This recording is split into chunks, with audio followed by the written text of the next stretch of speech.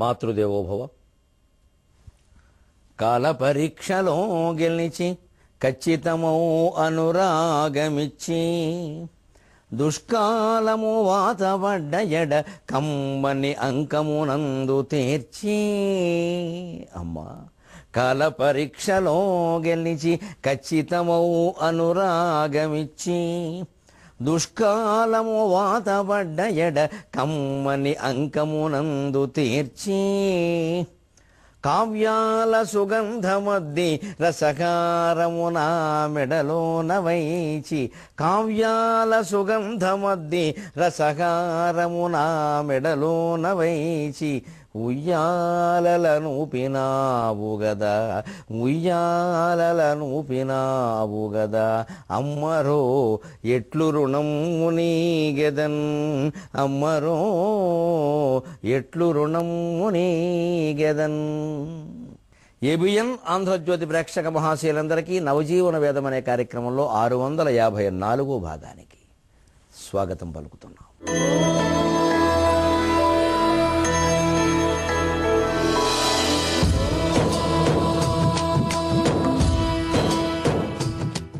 తరంగం ఒక హెచ్చరిక చేసింది. తాను సముద్ర స్వరూపాన్నని పిల్ల తరంగంగా భావించవద్దని కవి రూపంలో మనకి తెలియజేస్తుంది. బిడ్డనొడిని చుట్టి ప్రేమించు తల్లినై సాకుచుంటినెప్పుడు సాక్షినగుచు పుడమి చుట్టుముట్టి పుట్టి ముంచుటయన్న క్షణము చాలు నాకు రణము లేదు క్షణము చాలు నాకు రణము లేదు. ఏదో నా బిడ్డ లాంటిది. అద్భ్య పృథివీ అన్నారు. నిజంగా బిడ్డే. ఆకాశాద్ వాయు వాయోరగ్ని అగ్నేరాపక అద్భ్య పృథివీ. నీటి నుంచే భూమి పుట్టింది. నీటి నుంచే భూమిని స్వామి ఉద్ధరించాడని చెప్పింది. అందుకే పురాణాల్లో నీటి నుంచే భూమి పుడుతుంది. నీటి అణువులు లేకుండా మట్టి అణువులు ఉండవు. అందుకే మట్టి మీద భూమి మీద కొన్ని చోట్ల ఎవరు ఏ నీరు పోయవలసిన అవసరం లేకుండానే మొక్కలు వస్తాయి. ఆ జలతత్వం కూడా భూతత్వంలో ఉంది. పంచీకరణం అంటారు దాన్ని శాస్త్రాల్లో. చదివితే అర్థమవుతుంది గ్రంథాలు. ఆకాశం అంటే ఒక ఆకాశం కాదు, అందులో జలతత్వం అగ్నితత్వం అన్నీ ఉన్నాయి. అలాగే భూమి అంటే భూతత్వం కాదు, అందులో జలతత్వం అగ్నితత్వం ఆకాశతత్వం అన్నీ ఉన్నాయి. అది మనకి సరిగ్గా పంచభూతాల్లో ఏది ఎలా ఇముడిపోయి ఉంది అనేది తెలవాలంటే శబ్దస్పర్శ రూపరస గంధాలు అని సరిగ్గా చూసుకోండి. పంచభూతాల గురించి చెప్పేటప్పుడు ఒక వాక్యంలో చెప్పాలంటే ఏమంటారు? పృథివ్యప్ తేజో వాయుర్ ఆకాశములు అంటారు. ఈ భూమి నుంచి ఆకాశం వరకు చెప్పారు. కానీ వాటికి విషయములు తన్మాత్రలు అంటారు. వాటిని వేదాంత శాస్త్ర పరిభాషలో తన్మాత్రలు అంటారు. దానికి సంబంధించిన విషయాలు తన్మాత్ర అంటే అర్థం. వాటిని ఎలా చెబుతారు? మరి భూమికి ఏది విషయమో అది ముందు రావాలి కదా. పృథివీ అప్ తేజో వాయుర్ ఆకాశం అలా చెప్పరు. పైనుంచి చెప్పుకొస్తారు ఆకాశం నుంచి. శబ్ద స్పర్శ రూప రస గంధాలంటారు. ఆకాశానికి శబ్దం, భూమిది గంధం. అది కూడా మళ్ళీ అందులో ఎలా ఉందో గమనించండి. జాగ్రత్తగా సూక్ష్మంతో ఆలోచిస్తే ఎంతగా శాస్త్రజ్ఞానం పూర్వమే అభివృద్ధి చెందిందో అసలు ఆ తత్వం ఏమిటో ఆశ్చర్యకరంగా ఉంటుంది. శబ్ద ఆకాశానికి శబ్దం ఒకటే. ఆకాశానికి స్పర్శ లేదు, రసం రుచి లేదు, రూపం లేదు, గంధం లేదు. ఆకాశానికి వాసన ఏమిటి? కానీ శబ్దం ఉంది. మెరుపులు ఉరుములు వస్తున్నాయి. శబ్దం కోణకం అంటే శూన్యం ఎక్కడుంటే అక్కడ శబ్దం పుడుతుంది. మన శరీరంలో కంఠంలో శూన్యం ఉంది కాబట్టి కంఠంలోంచి మాట వస్తుంది. కాళ్ళలోంచి వేలులోంచి రాదు. కంఠంలోంచి వచ్చే మాటలే కొంతమంది వినలేకపోతున్నాం. కాళ్ళలోంచి వేలులోంచి వస్తే ఏమంటాం? అంటే శూన్యం శబ్ద గుణకం. సరే, ఆ తర్వాత ఆకాశాద్ వాయువు. వాయువుకి చూడండి స్పర్శ ప్రధాన గుణం. వాయువు మనకు తగిలితేనే తెలుస్తుంది, లేకపోతే ఉందని తెలియదు. మన చుట్టూ వాయువు ఉంది. ఎలా తెలుస్తుంది? మనకు తగిలినప్పుడే కాస్త గాలి వీసగా అమ్మాయ గాలి వీచింది అంటున్నాం. వీచినట్టు తెలిసింది మనకి, అంతకుముందు వీస్తోంది. వాయువుకి స్పర్శ ఒకటే కాదు, ఆకాశగూఢమైన శబ్దం కూడా ఉంది. గాలి శబ్దం చేస్తుంది, జీవన వస్తున్న శబ్దం. అంచేది వాయువుకి అప్పుడే రెండు వచ్చాయి. ఆకాశాన్ని తన తత్వాన్ని రెండు కలుపుకుంది. దాని నుంచి వచ్చింది అగ్ని. అది రూపం, దాని అగ్నితత్వం ప్రధానం రూపం. కానీ శబ్దస్పర్శ రూపాలు మూడునే. అగ్ని చట్పట్ చట్పట్ అని శబ్దం చేస్తుంది. అగ్ని స్పర్శ ఉంది, కాలుతోంది, రూపం ఉంది, కనబడుతోంది. దాని నుంచి పుట్టింది నీరు. దానికి 4 లక్షణాలు ఉన్నాయి. శబ్ద స్పర్శ రూప. ఈ మూడింటితో పాటుగా దాని లక్షణమైన రసం, రుచి. నీటికో రుచి ఉంది, రసం ఉంది. అలాగే నీటిలో శబ్దం ఉంది. గుడగుడ అయితే శబ్దం చేస్తోంది. స్పర్శ ఉంది, నీటిని ముట్టుకోగలుగుతున్నాం. రూపం ఉంది, కనపడుతోంది. 4 ఉన్నాయి. దాని నుంచి వచ్చింది భూమి. దీనికి 5 ఉన్నాయి. శబ్ద, స్పర్శ, రూప, రస, గంధం. గంధవతి పృథివీ. ప్రధానమైనది భూమికి గంధం. కానీ దాంతోపాటుగా శబ్దం ఉంది, పేలుతున్నాయి మందుపాత్రలు, భూమిలో శబ్దాలు వస్తున్నాయి. స్పర్శ ఉంది, ముట్టుకుంటున్నాం. రూపం ఉంది, నల్లగా కనపడుతోంది. రుచి ఉంది, మట్టి రుచి. గర్భిణులు వద్దన్నా సరే బట్టే తింటారు. అంటే రాన్ గట్టిపడింది. శూన్యంగా భావనాత్మకంగా ఉండే సృష్టి భూమి అయ్యేసరికి గట్టిపడింది. అంచేతనే సృష్టికి ముందు ఉండేది పెద్ద మాయ, ఆకాశం, శూన్యం అన్నారు. దాని నుంచి ఇది గట్టిపడుతూ వచ్చింది. ఒక భావన మన మనస్సులో చేశాం, అది భావనాత్మకంగా ఉంది. ఏదో ఒక మనిషిని ఇష్టపడ్డాం అనుకుందాం, ఓ కుర్రాన్ని తీసుకుందాం సరదాకి, బాగుంటుంది ఉదాహరణ. ఓ అమ్మాయిని ఇష్టపడ్డాడు, ఊరికే బాగుంది, అమ్మాయి బాగుంది అనుకున్నాడు. అది అప్పటితో ఆగిపోయింది. దాన్ని ఏం చేశాడు, ఇంకా అలా ఊరుకోకుండాను నెమ్మదిగా ఏమిటో అలా కాసేపు ఆలోచించడం మొదలెట్టాడు. ఇంకాస్త గట్టిపడింది వ్యవహారం, భావన గట్టిపడింది. ఇంకా అక్కడి నుంచి ఆ అమ్మాయికి ఏదో మెసేజ్, సందేశాలు పంపడం మొదలెట్టాడు. SMS, సంక్షిప్త మధుర సందేశం మొదలెట్టాడు. ఆవిడ పంపింది, ఇది ఇంకాస్త గట్టిపడింది. ఇంకెక్కడి నుంచి ఇద్దరు ఎక్కడో కలుసుకున్నారు, మాట్లాడుకున్నారు, ఇంకాస్త గట్టిపడింది. ఇంకెక్కడి నుంచి తర్వాత ఏకమైతే ఇంకంతే పాకమే. ఇదే ఆ భావనలోనే ఆ అబ్బాయి ఆ విషయాన్ని వదిలేస్తుంటే ఇంతవరకు రాలేదు. ఇంత గట్టిగా పెంచేసుకున్నాడు, పేకం పాకం అయిపోయాడు. తర్వాత ఆ అమ్మాయి కొంచెం మనసు విరిగిపోయినట్టు మాట్లాడింది. అంటే మనవాడు ఇంకా సీసా శాలువా కుక్క, జగమే మాయ బ్రతుకే మాయ. ఎందుకు వచ్చిందంత స్థితి? ఆ భావన దగ్గర దాన్ని ఆపేసి ఉంటే గొడవ లేకుండా ఉండేది. సరిగ్గా భగవంతుడు సృష్టిని ఆకాశం దగ్గర ఆపేసి ఉంటే గొడవ లేదు. ఆకాశం నుంచి వాయువు, వాయువు నుంచి అగ్ని, అగ్ని నుంచి నీరు, నీటి నుంచి భూమి, భూమి నుంచి ఇన్ని రకాల జీవులు, అందులో మళ్ళీ మానవులు. ఇంత పుట్టేసరికి ఇది మొత్తం పాకం పేకం పెద్దది అయిపోయింది. దీన్ని ఎలా తెంచుకోవాలో తెలియట్లే. అదే మనకు భారతం గమ్మత్తైన కథ చెబుతారు. బ్రహ్మదేవుడు సృష్టి చేసేసి అంతా విపరీతంగా పెరిగిపోతుంది. అలాగా ఎవరికి చావు లేదు మరి, ఎందుకంటే చావును సృష్టించలేదు ఆయన. అన్ని జీవులు పెరిగిపోతున్నాయి. చిన్నపిల్లాడు బొమ్మలతో ఆడుకుని బొమ్మలన్నీ వచ్చి మీద పడుతుంటే ఏం చేయాలో తెలియక ఏడిచినట్టు బ్రహ్మదేవుడు ఏడిచేట. అగో ఆ రోదన నుంచి రుద్రుడు పుట్టాడు. అదే సంహారం. అందుకే రుద్రుడు సంహారకర్త. ఆ రోదన నుంచి పుట్టాడు. ఏమిటి నన్ను పుట్టించావంటే, ఏమిటి నాకు ఇదంతా పెరిగిపోయింది, నాకు ఏం చేయాలో తెలియట్లేదు, నేను చూసుకుంటాను, దాని విషయం నువ్వు వదిలే, నీ పని నువ్వు చేయాలన్నాడు. అంతే రుద్రుడు 3వ కంటితో మొత్తం వేసేసాడు. అలా సంహారం అయ్యేవి సంహారం కాకపోతే పుట్టేవేళప్పుడు పుట్టేవాటికి చోటేది. ఆయన అన్నట్టుగా దువ్వూరు రామిరెడ్డి గారు అద్భుతంగా, అంతములేని ఈ భువనమంత పురాతన పంథశాల విశ్రాంతి గృహము అందు నిరుసంజలు రంగుల వాకిలు ధరాక్రాంతులు పాదుషాలు బహరాం జమిషీడులు వెనవేలుగా కొంత సుఖించిపోయి రెటకో పెరవారికి చోట సంగుచు. వాళ్ళు ఎవరు వెళ్ళకపోతే మనం ఎక్కడ ఉంటామండి? ఇగో వాళ్ళు వెళ్ళే అవకాశం కల్పించిన వాడు రుద్రుడు. అందువల్ల ఆయన దేవుడు. పుట్టించినవాడు దేవుడే, మన దగ్గర గిట్టించినవాడు దేవుడే, కొనసాగిస్తున్నవాడు దేవుడని వేరే చెప్పక్కల. ఇది రహస్యం. ఈ మన భావన ఆలోచిస్తే సృష్టి ఎలా వచ్చిందో అర్థమైంది. అంచేది అలా గట్టిపడుతూ వచ్చిన చోట ఇలా అయింది కదా. అటువంటిప్పుడు ఈ భూమి మీద పుట్టిన మానవుడు ఇంత గట్టిగా ఇంత ఇదిగా తయారైన వాడు ఈ మొత్తం మూలాన్ని గ్రహించకపోతే నాశనమైపోదు. అదే సముద్రం కనుక ముంచేదలుచుకుంటే పుట్టి ముంచుట ఎన్న క్షణము చాలు నాకు రణము లేదు, యుద్ధం పనే ఉందయా ఓసారి ఇలా అంటే అయిపోయాయి. మొత్తం సముద్రం ఎలా ముంచేసింది అనుకోండి. అలా రుచి ఎలా ఉంటుందో ఓసారి చూపించిందట. చెబుతోంది ఈ తరంగం స్పష్టంగా. ఒకమారా విలయమ్ము చూపుటకు నే ఘోరెత్తి ఘూర్నిల్లి నా సకలాంగమ్ముల ముంచివేయగనే మూర్ఛన్ పొంది భూఖండమే వికలంబయ్యను 2 ఖండములు పృథ్వీందూరమైపోయే నేటికి సాక్ష్యముగా నిలిచియుండే జలధాటి విక్రమక్రాంతికిన్ ఆఫ్రికాయటంచు ఆస్ట్రేలియాయంచు వేరుపడినవి వింతగాను రుచిని చూపినాను లోకువగాకుండా వేల దాటనట్టి విజ్ఞతమయ్యి అని హెచ్చరిక చేసిందండి. ఆఫ్రికా, ఆస్ట్రేలియా ఒకప్పుడు 2 ఒక్కటే భూభాగం. చరిత్ర లోతుల్లోకి వెడితే మధ్యలోకి సముద్రం చొచ్చుకు వచ్చి 2 వేరుపడ్డాయి. ఇవాళ 2 దేశాలు కావు, 2 ఖండాలు. ఆస్ట్రేలియా ఖండం, అది ఒక దేశం కాదు. ఆఫ్రికా ఖండం. ఒక మారు నేను ఆ విలయాన్ని చూపించానయ్యా, రుచి చూపిద్దాం ఎలా ఉంటుందో అని. బుద్ధి వస్తుందేమో మనుషులకని. ఒక మారా విలయమ్ము చూపుటకు నే హోరెత్తి ఘూర్నిల్లి, పెద్ద హోరెత్తి ఘూర్నిల్లి సంక్షుబ్ధమై ముంచేశాను మొత్తం. నా సకలాంగంబుల ముంచివేయగనే భూమి మీదకి ఇలా చొచ్చుకుని వచ్చేసా. మూర్ఛన్ పొంది భూఖండమే వికలంబయ్యను. భూగోళం మూర్ఛపోయింది తెలుసా, ఆ క్షణాల్లో వికలమైపోయింది. పృథ్వీన్ దూరమైపోయే, రెండు ఖండములు పృథ్వీన్ దూరమైపోయే. భూమి మీద ఒకే ప్రాంతంగా ఉన్నది రెండు ఖండాలైంది. అదే ఆఫ్రికా, ఆస్ట్రేలియా. అంతకుముందు అవి ఒకటే. భూగోళ శాస్త్రంలో స్పష్టంగా ఉంటుంది ఈ విషయం. మళ్ళీ అలాంటివి జరగదని ఏదైనా ఉందా అండి? మనం ఏదో పెద్ద గీతలు గీసేసుకుంటున్నాం, ఇక్కడ గోడలు కట్టేసుకుంటున్నాం.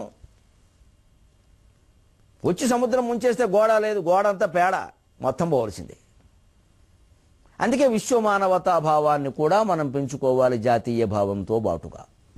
అందుకే మన భారతీయ సంస్కృతిలో విశేషం అంటే ముందు వ్యక్తి, తర్వాత కుటుంబం, తర్వాత ఊరు, తర్వాత దేశం, తర్వాత విశ్వమంతా. దేశంతో ఆగలేదండి. మనం భారతీయ సంస్కృతి గురించి ఉన్నతంగా మాట్లాడే వాళ్ళని మనం జాతీయవాదులు అంటాం. లేదండి, వాళ్ళు అంతర్జాతీయవాదులు. జాతీయవాదులు కాదండి వాళ్ళు. ఈ దేశంలో ఉన్నాం కాబట్టి ఈ సంస్కృతిని మనం గౌరవించుకుందామని మాట్లాడుతున్నారు తప్ప వాళ్ళు విదేశీ సంస్కృతులను ద్వేషించలేదండి ఎక్కడ హిందూ ధర్మంలో.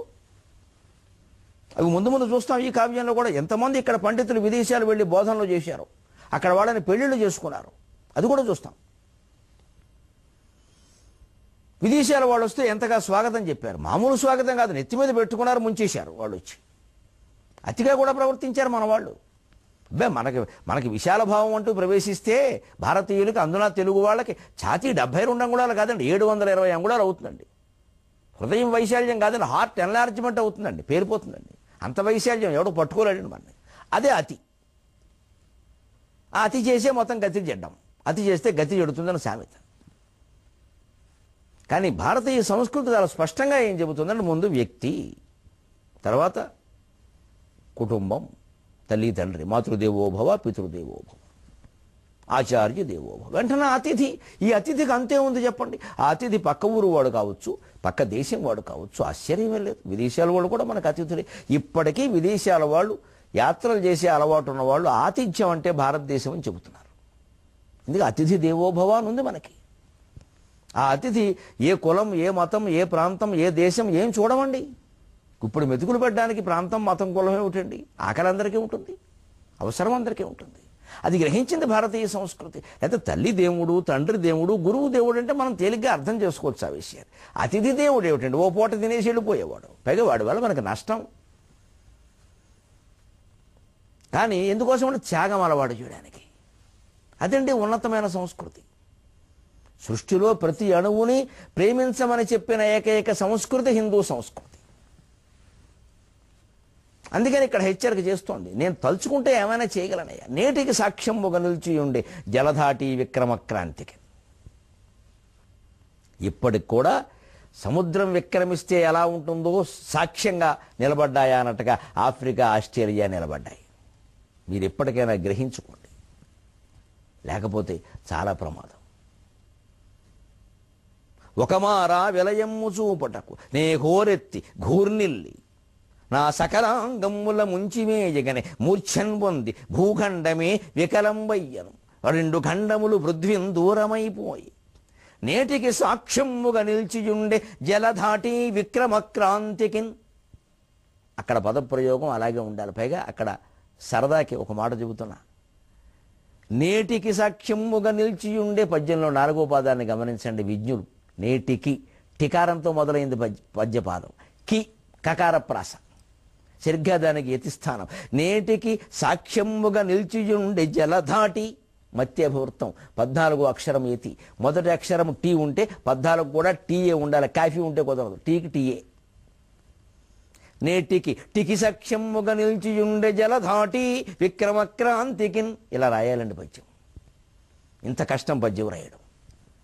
యతి చూసుకోవాలి, ప్రాస చూసుకోవాలి, గణాలు చూసుకోవాలి, ఛందస్సు చూసుకోవాలి, ఔచిత్యం చూసుకోవాలి, అలంకారం చూసుకోవాలి, శైలి చూసుకోవాలి, అన్నిటికీ మించి ఏం భావం చెబుతున్నామో చూసుకోవాలి. ఇంత గొప్ప విశిష్టమైనటువంటి ప్రక్రియ మనకి తెలుగులో ఉంటే 60 ఏళ్లుగా 70 ఏళ్లుగా దాన్ని వదిలేసి 3 పంక్తులు ఒకళ్ళు, 4 పంక్తులు ఒకళ్ళు. ఎందుకండి ముష్టి కవిత్వం? ఏదో రాశాం, ఏదో చేశాం. ఇవన్నీ వచ్చాక చివరకు యువతరం చదవడం మానేశారు. పద్యాలున్న రోజుల్లో, ఆ రోజుల్లో 4 యువకులు కూర్చున్నారంటే ఒక 30-40 ఏళ్ల క్రితం పద్యాలే వినపడేవి. వినాయక చవితి పూజలో పద్యాల పోటీ పెట్టుకునేవారు. ఈ సినిమా అంత్యాక్షర పోటీలు లేవు అప్పుడు, కర్మకాలి వచ్చాయి. వినాయక చవితి పాట సినిమా పాటలన్నీ పాడితే విచిత్రమైన అశ్లీలమైన ధ్వనులు కూడా ఉంటాయి. పద్యాల్లో ఉండవు. పద్యాల పోటీ ఒక్కొక్కరికి 100 పద్యాలు వచ్చేవి. ఇప్పుడు అసలు మీరు వ్యాపారంలో, వ్యవసాయంలో, రాజకీయాల్లో ఉన్న వాళ్ళని కూడా మీరు 60 ఏళ్ళు దాటిన వాళ్ళని మీరు పలకరించండి, ఎంత రాజకీయాల్లో మునిగిపోయిన నాయకుడైనా కనీసం 10 పద్యాలు అప్పగిస్తాడు, నాకు నమ్మకం. అలా ఉండేది అప్పటి స్థాయి. పిల్లలు చిన్నతనం అప్పుడే, వాళ్ళు చిన్నప్పుడు నేర్చుకున్నవి ఇప్పుడేం నేర్చుకోలే. ఆ విద్య ఉందండి ఇప్పటికి. పద్య విద్య అంత గొప్పది. నేర్చుకుంటే అది నేర్చుకోవాలి, అలాంటివి రాయాలి, గ్రాంథిక భాషలోనే రాయాలి. మళ్ళీ వాడుక భాష తీసుకొచ్చి పద్యాల్లో పెట్టకండి, చెడిపోతుంది, దెబ్బతినేస్తుందండి. ప్రజలకి అర్థం చెబుతామండి, దానికేముంది. అలాగే ఇప్పుడు కూడా మామూలు సామాన్యులైన రైతులు కూడా పద్యాలు పడతారు, వాళ్ళ గ్రాంథికం అర్థమవుతుంది. మనం అర్థం అవడం కోసమని దాన్ని ఏదో పలచన చేయక్కర్లా, తప్పు లేదండి, అలా చేయకూడదండి. అలా చేయబట్టే పాడైపోయిందండి. పద్యం దాని వైభవం కోల్పోయింది, మళ్ళీ దాన్ని ఆ వైభవానికి రాగలిగిన ప్రక్రియ లేకుండా పోయింది, మొత్తం కవిత్వం పోయింది. అక్కడే మనం జాగ్రత్త పడాలి. ఆఫ్రికాయటంచు ఆస్ట్రేలియాయంచు వేరుపడినవి వింతగాను. ఆఫ్రికా ఆస్ట్రేలియా రెండు వేరుపడింది అక్కడేనాయా. రుచిని చూపినాను లోకువ కాకుండా. అసలు ఎందుకంటే ఎప్పుడూ ఏమీ చేయకపోతే లోకువే పోతామండి. పాము చాలా క్రూరంగా ఉంటుంది, సహజంగా పాము పొసగొడుతుంది, కరుస్తుంది కూడాను. వచ్చిన వాళ్ళల్లా కరిచి ఏడిపిస్తూ ఉంటే ఒక దాన్ని ఎవరో కొట్టేవాళ్ళు కొడుతున్నారు, అది తప్పించుకుంటాం. ఎవరో ఋషి కనపడితే దాంట్లో ఉండే పాముతత్వం పోయింది, సర్పత్వం, జీవత్వం వచ్చింది. ఆ ఋషిని అడిగింది, నాకు కొంచెం కోపం ఎక్కువ వస్తుంది, అందరినీ కరుస్తున్నాను చేస్తున్నాను, అందుకని నన్నేమో చావు కొట్టేస్తున్నారు, ఏదో తప్పించుకున్నాను, కానీ నాకు కాస్త ఉపాయం చెప్పబోయా అందరి. శాంతంగా ఉండు, దానికేముంది, ఎవరిని కరవకో, ఏం కరవడం పని నీకు. కరిస్తే నీకు ఏమైనా ఆహారం అవ్వాలంటే వాళ్ళు నాకు ఆహారం ఏముంది, నాకు అప్పలు నాకు దొరుకుతున్నాయి, మరి ఎందుకు వాళ్ళని కలవడం, పిచ్చిమొహం, కరవక అంటే అది కరవడం మానేసింది. ఎవరు ఏం చేసినా కరవడంలా, కనీసం బొసకొట్టడం కూడా లేదు, ఆగిపోయింది పాపం శాంతంగా. ఎక్కడో ఆధ్యాత్మిక ప్రవచనం సీడీ వినేసింది, అది దాంతో ప్రశాంతత వచ్చేసింది దానికి. అప్పుడు మొత్తం చిన్నపిల్లల చేత అడవిలో ఆడుకునే వాళ్ళు లోకు కట్టేసి దాని మీదకి తిరుగుతున్నారు. ఇదివరకు అతి క్రౌర్యంగా ఉండేది, అతి క్రూరంగా ఉండేది, ఇప్పుడు అతి శాంతం. అతి ఎప్పుడు పనికిరాదు, శాంతంలో కూడా అతి శాంతం ఉండకూడదు. శాంతం ద్వారా అతి శాంతం ఎందుకు, అతి శాంతం అతి శాంతం రెండూ పనికిరావు. అందుకని అతి శాంతం ఎందుకు అనవసరంగా, అతి శాంతం పాటించింది. దాంతో అందరూ ఎత్తి ఎక్కడం మొదలెట్టారు. చిన్నపిల్లలు కర్రపొలు ఎట్టి పొడుస్తున్నారు దాన్ని. మళ్ళీ ఆ ఋషి కనపడితే అడిగింది, నువ్వు అన్నావు కదా అని కరవడం మానేశాను, నా బతుకేలా అయింది. నిన్ను కరవద్దన్నాను కానీ బొసగొట్టద్దన్నాను అన్నట్టు. అదండి, అదే సంగతి. ఆ మాట చెప్పాలి, మరి ఆ మాత్రం గ్రహించుకోవాలి. ప్రతిదీ చెబుతావా, నీ బదులు నేను బొసగొడతానని నీ పక్కన ఉండి నువ్వు ఎప్పుడు అనుగరుస్తావు. ఆ మాత్రం గ్రహించుకోవాలి, అదే సూక్ష్మత అంటే. అంటే ఏమండి కొట్టద్దు అంటే తిట్టద్దనా, తిట్టచ్చు, ఆ మాత్రం కూడా లేకపోతే మరి దారికి రారు. అప్పటి నుంచి బొసగొడితే మళ్ళీ ఎవడు రావడం మానేశాడు, అది అర్థమైంది అంతే. అందుకని సముద్రం ఉంటుంది, ఫోన్లే అని ఊరుకుంటూ ఉంటే మొత్తం నాశనం చేస్తున్నారు. అందుకని రుచిని చూపినాను లోకువు కాకుండా వేల దాటనట్టి విజ్ఞతమయ్యి పరమేశ్వరుడు నాకు విధించిన ఆజ్ఞని నేను ఎప్పుడూ మర్చిపోను. భీషోదేతి సూర్య భీషోస్మాద్వాత పవతే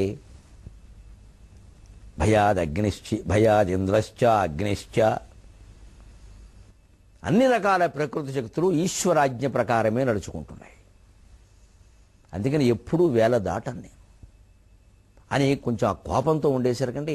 అనునా అబ్ధి తరంగ నేత్రములయందు ఆద్యంతం ఆరుణ్యమున్గని, అనునా అబ్ధి తరంగ నేత్రములయందు ఆద్యంతమారుణ్యమున్గని శాంతింపగా వైదికోక్తమగు మార్గం బందు మంత్రంబులన్ వినిపింపంగ ప్రశాంతి నందెను. శాంతింపగ విని శాంతింపగ వైదికోక్తమగు మార్గం బందు మంత్రంబులన్ వినిపింపంగ ప్రశాంతి నందెను. మహావీరత్వమే శాంతమై జినుడై దర్శనమీయ, మహావీరత్వమే శాంతమై జినుడై దర్శనమీయ.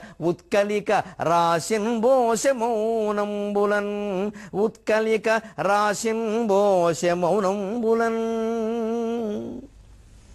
మళ్ళీ క్రోధం మళ్ళీ మౌనం. జీవితమే అంత.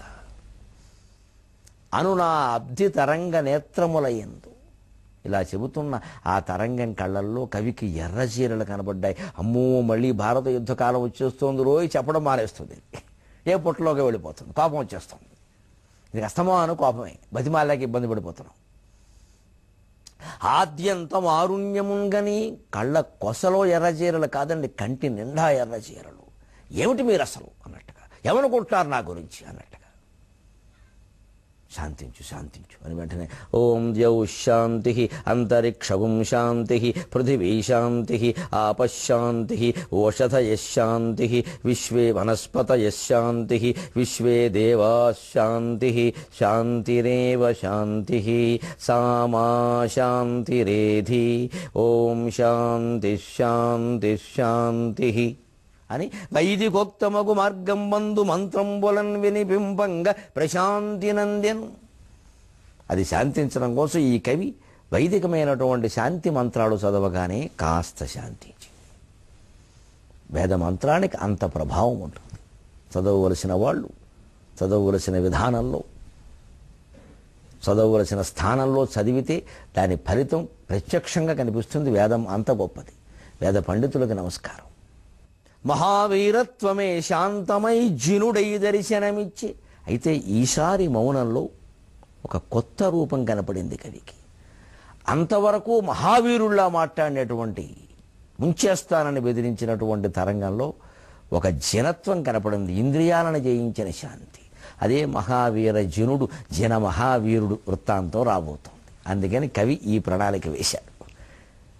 నెమ్మదిగా కథ ముందుకు కదలాలిగా. మరి ఎక్కడో భారత యుద్ధం దగ్గర ఆగింది. తర్వాత జరిగిన వృత్తాంతాలు రావాలంటే జైన బౌద్ధాలు, తర్వాత దేశంలో పరిస్థితులు రావాలిగా. అందుకని జన మహావీరుడు తపస్సు చేస్తుంటే ఎలా ఉంటుందో ఈ తరంగం మౌనాన్ని పాటిస్తుంటే అలా ఉంది. మహావీరత్వమే శాంతమై జినుడై దర్శనమీజ ఉత్కలిక. ఉత్కలిక అంటే తరంగం. తరంగానికి అదో పేరు ఉత్కలిక. రాశిన్ పోసె మౌనంబులన్. ఇదివరకు కవి నవ్వుల రాశి పోసి దానికి వడ్డించినట్టుగానే ఇప్పుడు తరంగం మౌనాన్ని రాశిగా పోసి ఒక మౌన మహాప్రబంధంలా కనబడుతుంది. మౌనం బంధున జైన మార్గమును సమ్మానింప. చెప్పుకుందాం జైనం అంటే ఏమిటో. అది ఈ దేశాన్ని ఆ దశలో ఏ రకంగా సంరక్షించిందో, ఒక మలుపు తిప్పిందో, ఒక ప్రశాంతతకి నిలయమైందో, ఒక అపూర్వ అహింసావాదాన్ని ముందుకు తెచ్చిందో చెప్పుకుందాం. మౌనం బంధున జైన మార్గమును సమ్మానించి ఆత్మద్యుతిన్ స్నానం వాడి తరంగితమ్ము. మౌనం బంధున జైన మార్గమును సమ్మానించి ఆత్మద్యుతిన్ స్నానం వాడి తరంగితమ్ము. మృదువాక్స్వర్ణ ప్రసూనంబులన్. మృదువాక్స్వర్ణ ప్రసూనంబులన్ తానీ రీతి సుగంధముల్ గురిసే. మృదువాక్స్వర్ణ ప్రసూనంబులన్ తానీ రీతి సుగంధముల్ గురిసే. మిథ్యాకాల చక్రంబులో పైనే ఉండునో క్రిందికేది చెనును. కవి మిథ్యాకాల చక్రంబులో పైనే ఉండునో క్రిందికేది చెనునో భావింపగా శక్యమే. మిథ్యాకాల చక్రములో పైనే ఉండునో క్రిందికేది చెనునో భావింపగా శక్యమే. మౌనం బంధున జైన మార్గమును సమ్మానించి. జైనులు నిబంధనల్ని చాలా కఠినంగానూ ఖచ్చితంగానూ పాటిస్తారండి. ఇప్పుడు జైనాన్ని అవలంబించే వాళ్ళ పద్ధతులు అలాగే ఉంటాయి. మనం నిజమైనటువంటి శాకాహార భోజనం చేయాలంటే విమానాల్లో ఎప్పటికీ జైన్ మీల్స్ అంటారు. విదేశాల్లో ఎక్కడైనా వెజిటేరియన్ అంటే కూడా కొంత తెలియదు వాళ్ళకి. వాళ్ళు కోడిగుడ్డు వేసి కోడిగుడ్డు ఎగ్ వెజిటేరియన్నే అంటారు. కొన్ని దేశాల్లో కొన్ని రకాల జంతు మాంసాలు వెజిటేరియన్నే. అంటే వెజిటేరియన్ అంటే సరిపోతుంది విమానాల్లో. జైన్ మీల్స్ అన్నామనుకోండి, చచ్చిన ఆకురారములు తప్పితే ఇంకేం పెట్టడు వాడు. మేము చాలాసార్లు చూసాం. వద్దులే బాబు హిందూ వెజిటేరియన్ అన్నాం, కాస్త ఏదో రొట్టె ముక్క బారేస్తాడు. లేకపోతే ఈ ఆకులు తిని అమెరికా ఎక్కడ కూర్చున్న 18 గంటల ఏకధాటి విమాన ప్రయాణం, త్వరలో వెళ్ళాలి కూడాను. కూర్చోవడం కష్టం. అందుకే హిందూ వెజిటేరియన్ అంటే 2 రొట్టె ముక్కలు పెడతాడు. జైన్ మీల్స్ అన్నామంటే మాత్రం ఏమీ లేదు, ఇంకా కందాకు బచ్చలాకే. అంత ఖచ్చితంగా ఉంటారు వాళ్ళు. ఉల్లిపాయలు కాదండి, కూరగాయలు కూడా కొన్ని తినరు వాళ్ళు. నిజంగా వాళ్ళ నియమాలు అలా ఉంటాయి. పైగా జైనులు అగ్ని ఆరాధకులు. అందుకే జైన సంప్రదాయంలో ఉన్నవాళ్ళు ఎవరు చనిపోయినా శవాన్ని దహనం చేయరు, కొండ మించి కింద పడేస్తారు, కొండ మీద వదిలేస్తారు, కొండ శిఖరం మీద వదిలేస్తారు. మహావీరుడు అలాగే వెళ్ళిపోయాడని ప్రసిద్ధి. తర్వాత సంప్రదాయంలో చాలామంది తీర్థంకరులు చాలామంది ఆ కొండ మీద వదిలేస్తారు శరీరాన్ని, అది అలా పోతుంది అంతే, ఇంకా అది దాన్ని దహనం చేయరు. అగ్ని ఆరాధన చేస్తారు వాళ్ళు, అందుకే వాళ్ళు మంచినీళ్ళు తాగరు, లోపల నుంచే అగ్ని. అది జైనం. ఆ రకమైనటువంటి మౌనాన్ని ఇది సాధించింది. దాని విశేషాలు ఎలా ఉన్నాయో 23:30 గంటల్లో మళ్ళీ తెలుసుకుందాం. అంతవరకు తెలుగులో మాట్లాడు.